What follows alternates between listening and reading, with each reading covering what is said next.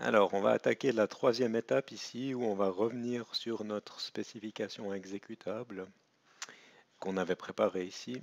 Et puis, on va commencer à implémenter les choses. Donc, on va utiliser les stubs qui ont été générés par Swagger CodeGen.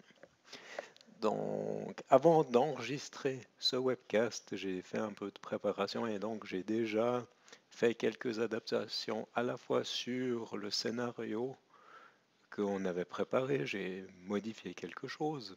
Parce qu'en écrivant les tests, je me suis rendu compte qu'il y avait deux, trois trucs qui étaient pas idéaux. Et puis j'ai corrigé aussi deux ou trois problèmes avec la documentation Swagger. Donc faites attention, dans l'étape précédente, il y a deux, trois choses qui n'étaient pas parfaites. Donc si vous avez simplement repris le code au fur et à mesure, soyez bien conscient que là, il y a des choses que j'ai modifiées. Donc, on va aller dans NetBeans. Je vais vous montrer de quoi je parle. Donc, vous voyez ici, j'ai repris euh, le, le fichier qui décrit la fonctionnalité traitement d'événements simples. Vous voyez que maintenant, j'ai déjà mis deux blocs de scénario. Un bloc où ce que je veux voir, c'est si j'envoie le premier événement d'une application, je veux vérifier que j'ai bien un compte de un événement pour l'utilisateur en question.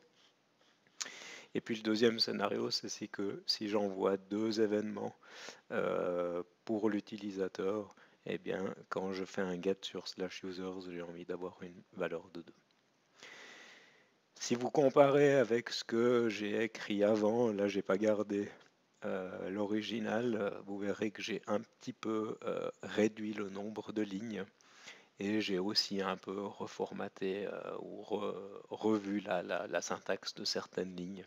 De nouveau, c'est parce qu'en écrivant le test, je me suis rendu compte que c'était plus pratique de travailler comme ça. Et puis c'était aussi plus agréable d'avoir un scénario avec moins de lignes. Si je prends le fichier YAML, une chose que j'avais oublié de faire sur le endpoint /events, c'était de dire qu'il y avait un paramètre dans le body. J'avais oublié de mettre ce bloc ici. Et puis une chose que j'ai corrigée aussi, dans la première version ici, j'avais un entier, alors que dans le DTO ici, j'avais un string. Donc j'ai harmonisé les choses, j'ai décidé de garder un string. Ce qui est important de voir, c'est que ce user ID, c'est le user ID du côté de l'application gamifiée. Donc on n'a pas de maîtrise là-dessus et on peut imaginer que certaines applications gamifiées, quand elles vont nous envoyer des identifiants utilisateurs, qu'elles envoient une chaîne de caractères aussi avec des caractères alphanumériques. Donc c'est pour ça que c'est plus approprié de travailler avec un string ici. Je crois que là, c'est les deux ou trois adaptations principales que j'avais fait. Si je viens maintenant sur ma classe de test, vous voyez ça, c'est la classe de test. Alors si je l'exécute, ben, elle va encore échouer puisque je n'ai pas encore implémenté l'API. Mais on va regarder ce que j'ai fait dans cette classe. Donc ici je crée un logger, ça c'est rien de spécial. Cette ligne ici, donc ce default API, cette classe default API, c'est ce qui est généré par Swagger à chaque build et qui est généré depuis la spécification Swagger. Donc vous voyez que ici, ça, je vais retrouver toutes les méthodes qui sont définies dans la spécification Swagger et je peux les utiliser. Pour chacune, on a plusieurs appels. On a le get async, le get call, le get with HTTP info. Pour le moment, j'ai utilisé le get simple et le get with HTTP info si je veux vérifier le code de statut. Ça ici, c'est ce qui est généré par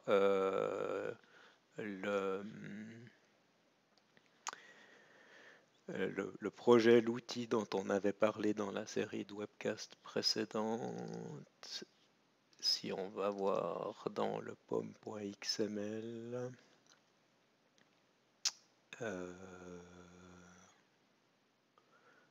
voilà ici ce framework, cette librairie OK HTTP JSON. C'est parce que j'utilise ça dans la génération de code que j'ai ces différentes versions des méthodes, des endpoints qui est généré. OK.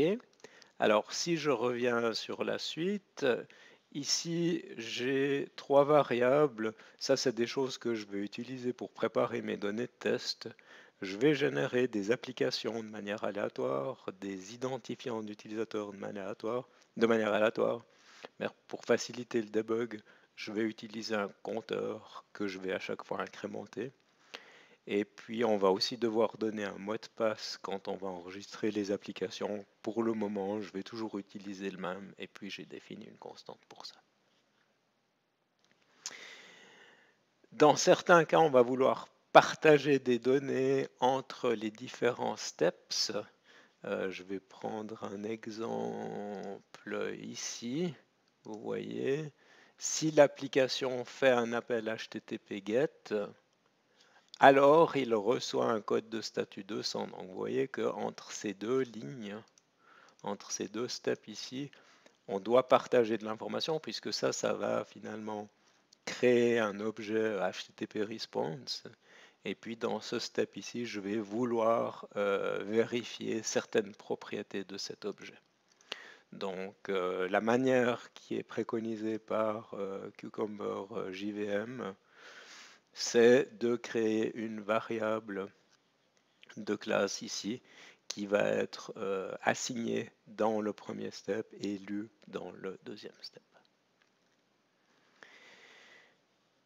Ensuite, j'ai ces 3 maps ici que j'utilise pour garder la liste des applications, la liste de tous les utilisateurs de chaque application et la liste de tous les tokens de chaque application. Enfin, du token de chaque application. Si de nouveau je reviens sur mon scénario, vous voyez que j'ai toujours dit ici, je fais référence à une application que j'appelle A1, ici à un utilisateur que j'appelle U1. On peut très bien imaginer que après je vais rajouter des scénarios où je travaille avec 2 applications A1 et A2, des utilisateurs U1, U2, U3, et puis que je veux vérifier par exemple, le fait que ces utilisateurs ils sont isolés les uns des autres. Alors, pour pouvoir faire ça, je travaille avec ces variables. Dans mon code, c'est ce que j'appelle des références. Et ça ne correspond pas à l'application name ou à l'application ID ou au user ID qui sont gérés par l'API. Ça, c'est vraiment des choses que j'utilise au sein de mon scénario de test pour faire référence à ces données de test. Donc, c'est pour ça que assez souvent, dans le code, vous allez voir user reference, application reference. C'est vraiment des choses qui sont locales, c'est des identifiants qui sont locaux au test. Ce que j'ai aussi fait, c'est que j'ai modifié les expressions régulières qui sont générées par Cucumber quand on exécute et puis qu'on n'a pas encore implémenté les steps pour pouvoir toujours englober le A dans l'expression régulière et puis pour aussi avoir des strings et pas des entiers comme type de paramètres qui sont injectés. Donc ici, ça donne la possibilité de dire que je vais créer une nouvelle application A2, Toto, XY, et c'est ce que je vais utiliser comme clé quand je vais enregistrer cette application dans ce map que j'ai défini au-dessus. Donc finalement, avec ces maps ici, si dans mes scénarios, je crée différentes applications, différents utilisateurs, je vais pouvoir récupérer ces choses.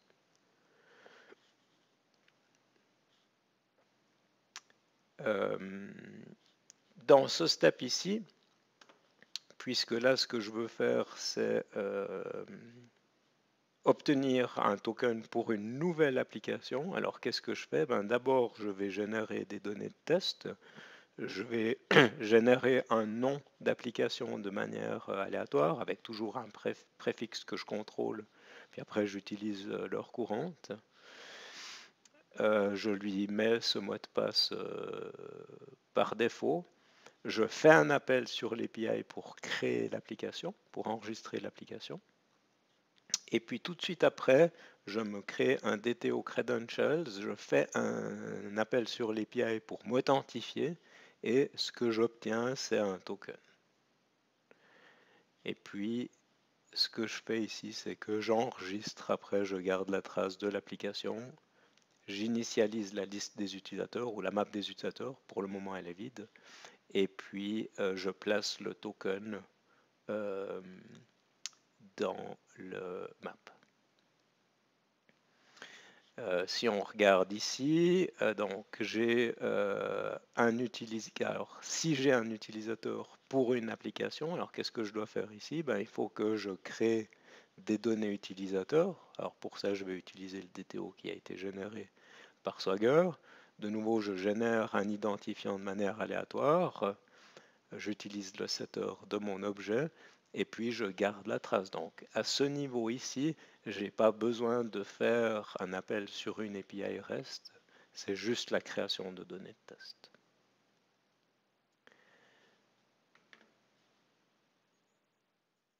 Ensuite ici, donc si l'application poste n payload pour des événements concernant un certain utilisateur, alors qu'est-ce que je fais?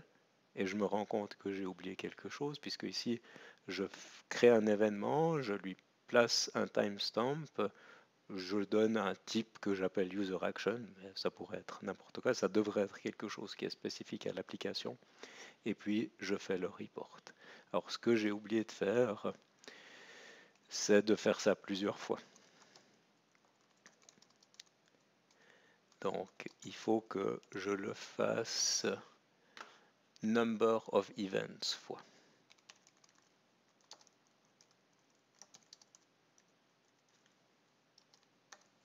De nouveau, ça c'est quelque chose qui va dépendre de ce que j'ai défini dans mon scénario, dans mon fichier Gherkin que je vais ouvrir ici. Donc si ici je mets 2 payloads, eh bien je vais faire cette boucle 2 fois. La première fois, ici dans ce scénario, je vais le faire une fois. Alors, on va revenir ici. Ensuite, je fais l'appel get pour récupérer l'utilisateur. Chaque fois que je fais un appel sur l'API REST, mis à part l'enregistrement et l'authentification, comme premier paramètre ici, je dois passer un token. Alors dans le code ici, ça c'est quelque chose que je vais devoir changer après. Là pour faire le premier test, j'ai récupéré uniquement le nom de l'application. Mais en principe, ce que je devrais passer, si je veux être conforme à ma spécification Swagger, c'est un format JSON. Donc ça, c'est aussi quelque chose que je vais devoir corriger après. Pour le moment, ce que je veux, c'est avoir la structure et puis avoir le test qui compile et qui peut être exécuté. Dernière chose, c'est là où je vais faire mes assertions. Donc ici, je veux vérifier que j'ai bien reçu un 200 quand je fais un get sur /users et puis que la propriété number of events, elle a la bonne valeur. C'est ce que je fais dans ces deux méthodes ici. Ce code de statut, il est passé, il est injecté ici. Donc, je fais mon assertion. Et puis, même chose, là, je vais récupérer ce qui vient de Last API Response que j'ai créé ici. C'est là où vous voyez ce mécanisme de communication ou de partage d'informations entre deux steps. Et puis, je fais mon insertion ici. Donc, on va regarder, on va faire un clean and build. Ça va lancer les tests qui vont échouer puisqu'on va faire des appels sur des API qui n'ont pas encore été implémentés. Mais on voit qu'au moins, on a bien eu nos tests qui ont été compilés. Donc, là, j'ai fait un bout de chemin. Je sais déjà qu'il y a 2-3 trucs que je vais devoir modifier, notamment avec les tokens. Mais si je reviens sur mon processus, je vais maintenant faire un bout de chemin sur l'implémentation du serveur. Quand j'aurai progressé, je vais revenir sur les tests et puis je vais itérer comme ça.